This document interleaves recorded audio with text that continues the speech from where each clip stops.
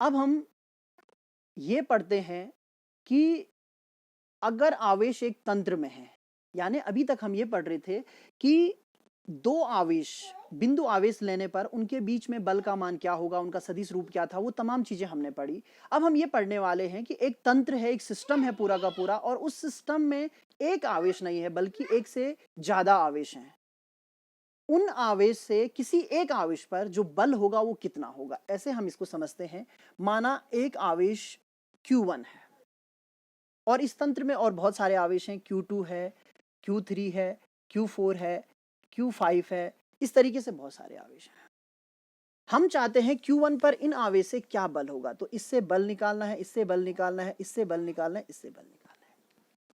तो सबसे पहले इनके बीच की दूरी चाहिए। मान लीजिए दूरी R12 है, ये दूरी R13 है, ये दूरी R14 है और ये दूरी 15 है।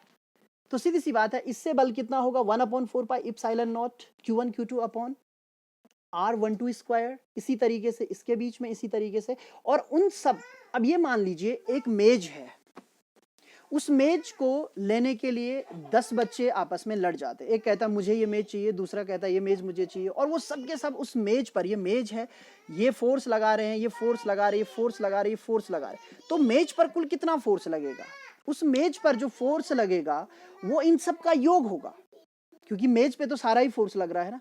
इसी तरीके से इस आवेश पर कितना बल लगेगा, इस आवेश पर जो बल लगेगा वो इनके अलग अलग बलों के योगफल के बराबर होगा, और यही हमें सुपरपोजिशन थ्योरम या अध्यारोपण की थ्योरम बताती है। तो इस थ्योरम को करने के लिए फिर से मैं वही कहूंगा, की पॉइंट वही है कि आपको केवल आवेश के बीच की दूरी चाहिए। आवेश के बीच की दूरी आपके पास है, सर्वप्रथम इसके बीच बल ज्ञात कीजिए, फिर इसके बीच में बल ज्ञात कीजिए, फिर इसके बीच में बल ज्ञात कीजिए, फिर इसके बीच में बल ज्ञात कीजिए, और उन सब बलों को जोड़ दीजिए। वही अध्यारोपण का सिद्धांत है।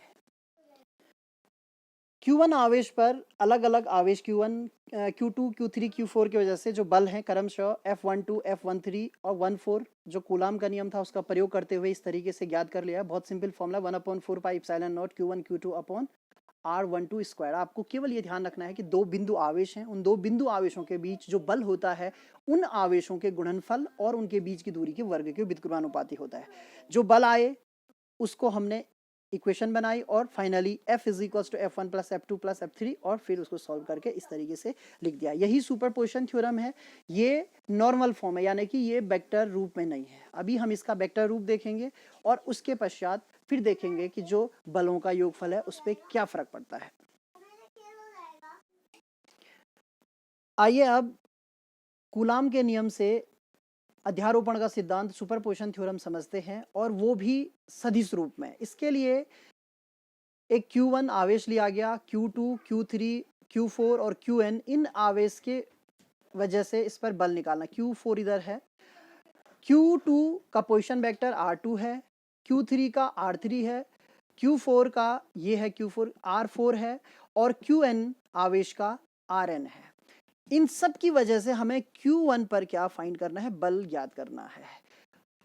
की पॉइंट है कि हमें केवल इनके बीच की दूरी पर ही क्या करना है, फोकस करना है। हमें बीच की दूरी चाहिए, और बीच की दूरी के लिए कुछ देर पहले मैंने जब स्थिति सदिश वाला कॉन्सेप्ट आपको पढ़ाया था तो ये बताया था कि जैसे निकालते हैं, केवल आपको ये देखना है यहां से लेकर यहां तक जो Q1 है उसका स्थिति सदिश है R1, और जो Q2 है उसका स्थिति सदिश है R2। तो यहाँ पे वैल्यू क्या हो जाएगी, R1 माइनस R2 मॉड।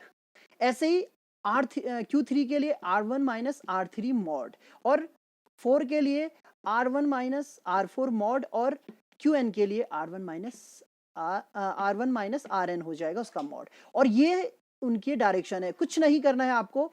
जो भी आवेश है उस आवेश से आपको सीधे जो लाइन ज्वाइन करती है उसको बाहर की तरफ कर देना। ये देखिए यहाँ पे Q1 पर F12 इसी लाइन को ज्वाइन किया और बाहर की तरफ कर दिया, Q13 इसको बाहर की तरफ, Q14 बाहर की तरफ, और ये उनकी डायरेक्शन हो गए। उसके बाद जो वैल्यू निकाली गई है F12 1/4 pi epsilon not Q1 Q2 upon, अब ये देखिए Q वाला फॉर्मूला मैंने यूज किया, ये कॉन्सेप्ट भी आपको पढ़ा लिया गया है, R1 minus R2 whole cube R1 minus R2, और इसी तरीके से F13 F14 और सारे और Fn फाइंड किया गया, और उसके पश्चात इन सबको ऐड किया गया। F is equals to 1 is equal to F12 plus F13 plus F14, और कहाँ तक हम इसको कर रहे हैं F1 तक। उसके बाद इसको जब सॉल्व किया गया, फाइनली इसको आप समझिए, यहाँ पे 1/4 पाई एप्सिलॉन नॉट सब में कॉमन है, वैसे Q1 भी कॉमन था लेकिन मैंने उसे अंदर ही रहने दिया, और उसके बाद ये सिग्मा लगा। सिग्मा का अर्थ होता है हम योगफल कर रहे हैं Q1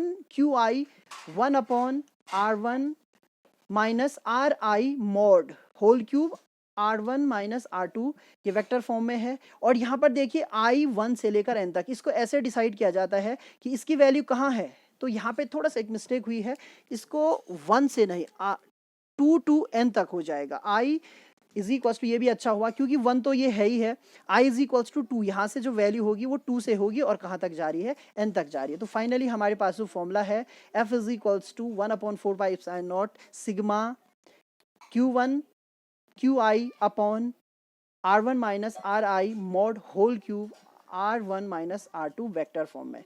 तो फाइनली हम ये कह सकते हैं कि जो सुपरपोजिशन थ्योरम है, जो अध्यारोपण की का सिद्धांत है, वो ये कहता है कि किसी तंत्र में एक आवेश पर अलग अलग आवेशों की वजह से जो बल लगता है वो उन बलों का योगफल होता है। और योगफल भी कैसा, बीजगणितीय योगफल, क्योंकि ये सदिश रूप है तो यहाँ पर हम बीजगणितीय योगफल बोलेंगे, इसमें दिशा बहुत ज़्यादा इंपॉर्टेंट हो जाती है। तो इस प्रकार से हमने कूलाम के नियम से संबंधित सारे डेरिवेशन आज समझे।